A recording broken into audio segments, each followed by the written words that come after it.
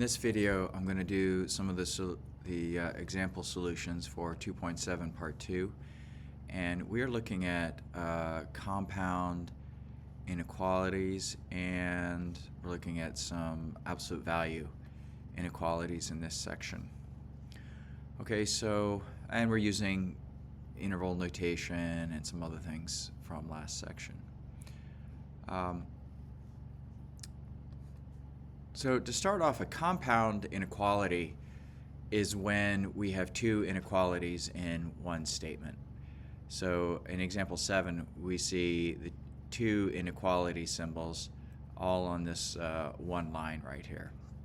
So what we're going to do here is we're going to, there's two approaches here. I'll show you both.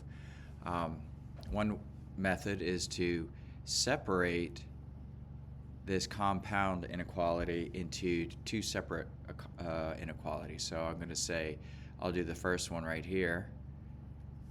I'm going to say 3 is less than or equal to, maybe zoom in a little bit here, 2x plus 2.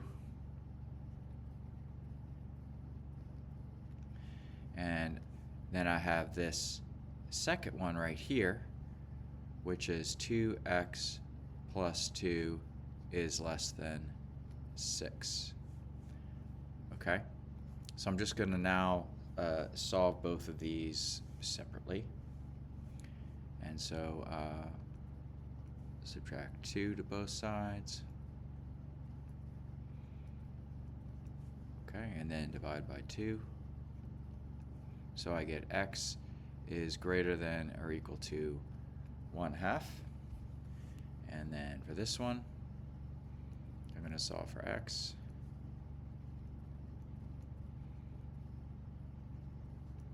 Divide by 2. X is less than 2.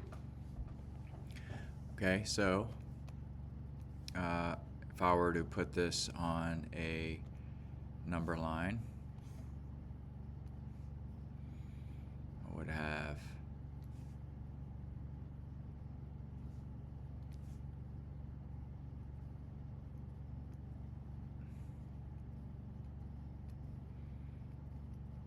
so x is greater than or equal to 1/2, so that's right here. Here's 1/2. So solid circle here, and then it's less than 2. So here we're greater than, here we're less than, so I'm going to fill in, do red, everything here in between. Okay, so if I'm going to write this as in interval notation, we are including 1/2, so I use a bracket, and it goes all the way to 2, but not including. So I use parentheses. Okay, so I would say this is the first method for solving. I think I like this method better, but I'll just show you what else we could do with this. If I take the same inequality, compound inequality, what we could do is leave it as one statement here,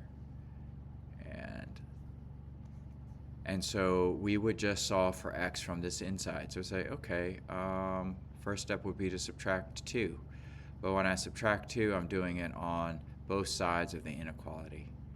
So my next line here would be 3 minus 2 is 1, and then the 2 is gone, so I just have 2x, and then I would have 4. Okay, so I've just subtracted 2 from the left and the right side, and then I would divide by 2, but I have to divide it to everything. And so I have x is greater than or equal to 1/2, and it is less than 2, which is the same thing as we just had right here. Okay, in the two statements I have in this one statement, and it's still bracket 1/2 comma two parentheses, okay, for interval notation. Okay, so that's example 7. Example 8, solving a compound inequality with variables in all three parts. Okay, so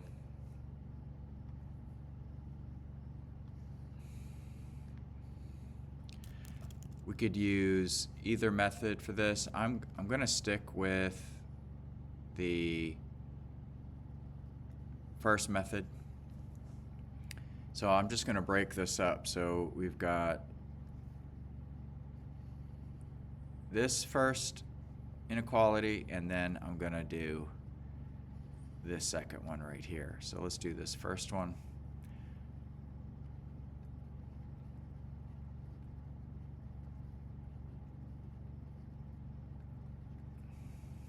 And then I'll just write the second one here.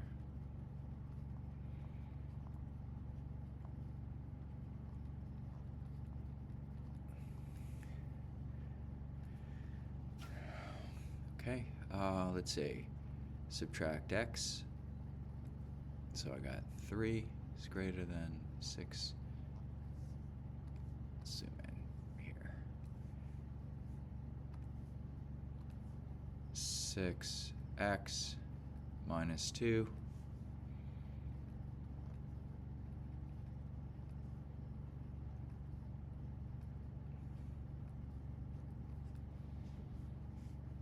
divide by 6.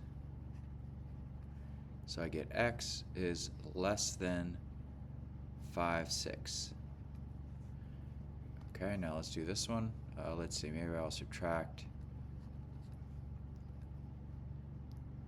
5x to both sides.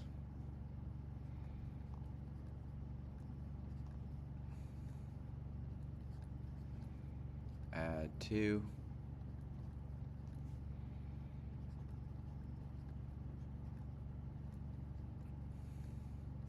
Divide 2. X is greater than -4. Okay, so x is greater than -4, but it's less than 5/6. Okay, so if we put this on a number line,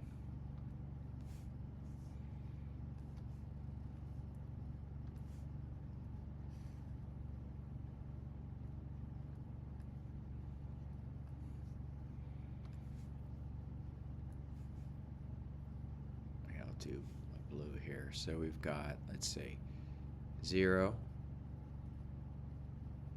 -1, -2, -3, -4. So this is -4. That's 0. And then 5/6. So here's 1. So 5/6 is just a little bit less than 1. So x is less than 5/6. So it's going to be an open circle here. Maybe I'll do this in red. Open circle at 5/6. And then greater than -4. Open circle at -4. Okay, so 5/6 is less than, going this direction. X is greater than -4. We're going this direction. So it's everything in between these two values, just like that. That's what our number line looks like.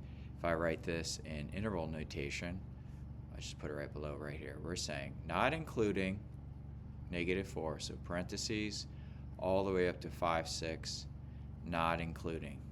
So another set of parentheses. So that's our solution.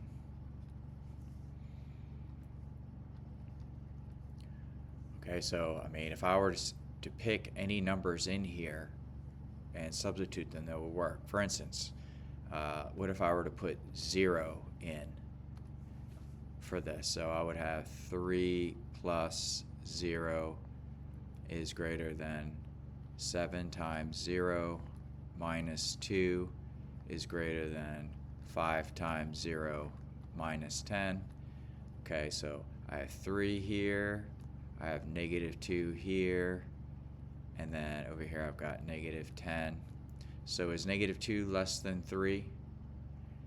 Is it greater than negative 10? Yes.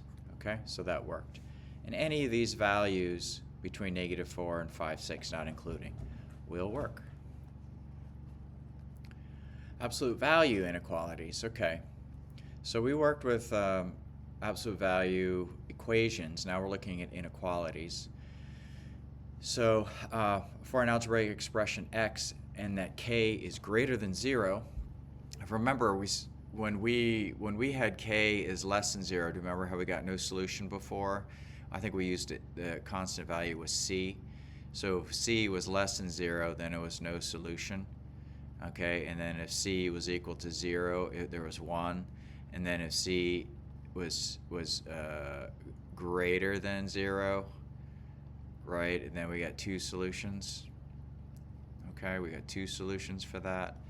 Okay, so this time we're checking the condition if the absolute value is less than k, it's equivalent to x being between a negative k and k. So in this situation, we're going to have, in our number line, we'll have a positive k here. Let me rewrite this. Let's make this a little bit bigger. So we're going to have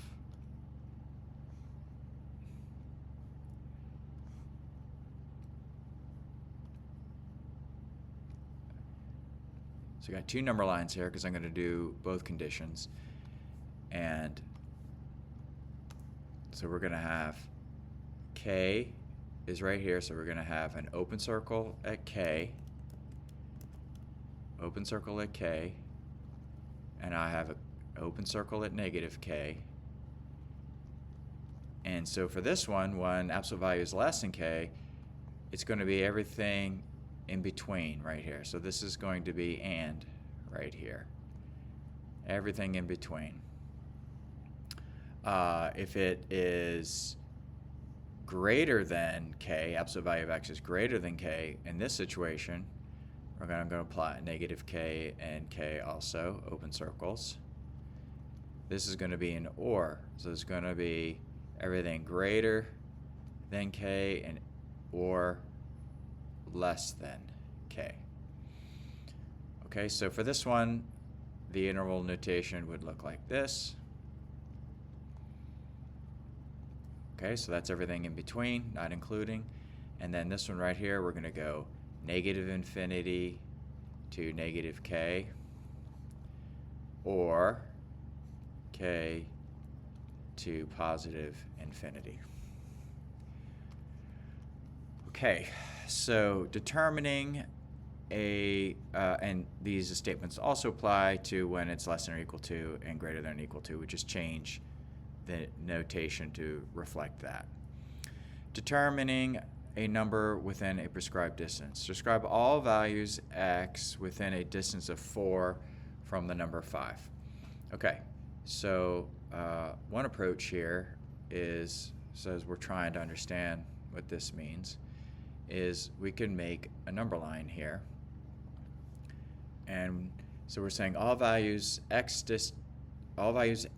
within a distance of 4 from the number 5. So we're starting from the number 5 here. So here's 5 on our number line, and a distance of 4. So if I go 4 more from 5, so that's 5, 6, 7, 8, 9. I'm at 9, right? So 4 more from 5 is 9. If I go 4 less than 5, right? So 1, 2, 3, 4. That's going to be 1.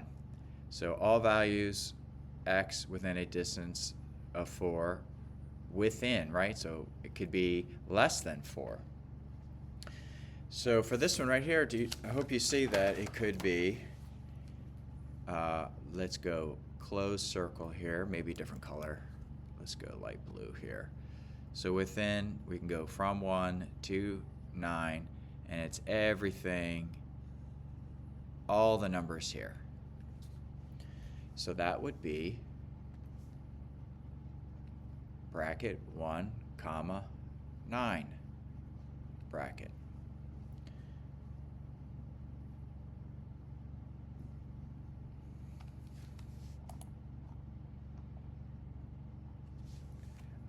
So that would be our interval notation. And the way that we could write that as a absolute value inequality, we're saying, okay, so they have to be within a distance of 4. So we're saying it's got to be less than or equal to 4. And it's going to be, it could be either side. So we know it's going to be absolute value. And all values within a distance from the number 5. So the way we would write that is x minus 5. So absolute value of x minus 5 is less than or equal to 4. Let's just plug in a couple of these two values to see if it works. So if I put 1 in here, in for x, let's try x equals 1, and then we'll also try 9, okay? So we got absolute value of 1 minus 5 is less than or equal to 4. 1 minus 5 is negative 4. The absolute value of negative 4 is positive 4, and 4 is less than or equal to 4. Let's try putting 9 in here for x. 9 minus 5 is 4. Absolute value of 4 is 4. So that worked. So that worked, that worked. And how about we just put 5 in, just the number in the middle, just showing you guys how all these numbers between 1 and 9 are going to work. So I just substituted 5 in for x. 5 minus 5 is 0. The absolute value of 0 is 0. 0 is less than or equal to 4. Okay? So those all are going to work. Okay, that was number 9. We got number 10, solving an absolute value equation. Okay, so we have this scenario where the absolute value of some term here, I'm just going to write x for now, is less than or equal to k. And so let's go back up here and see which one are we looking at. So we're looking at this one, which is going to be the same situation as this line that we talked about here, except it's going to be closed circle, right? So we're going to have on our number line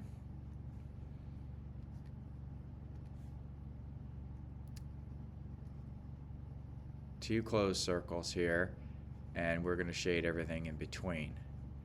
So it's going to be some bracket to some other bracket, including those values with our interval notation. Okay, so the way we're going to set this up, similar to what we did with when we solved absolute value inequality, absolute value equations, is we're going to say, okay, x minus 1 can be less than or equal to 3, but also that negative x minus 1 can be less than or equal to 3, because the negative inside would turn into a positive right here. So it could be a positive or a negative quantity of x minus 1. And now we're just going to solve this. Add 1. Okay, so we have x is less than or equal to 4.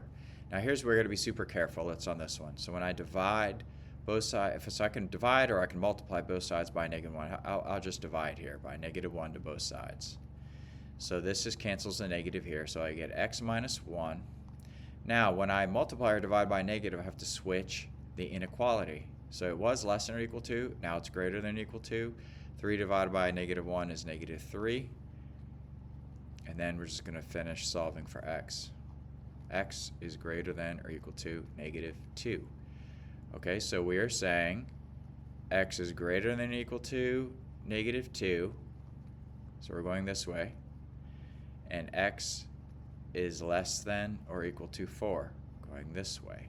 So we are shading everything in between. This is and, right there.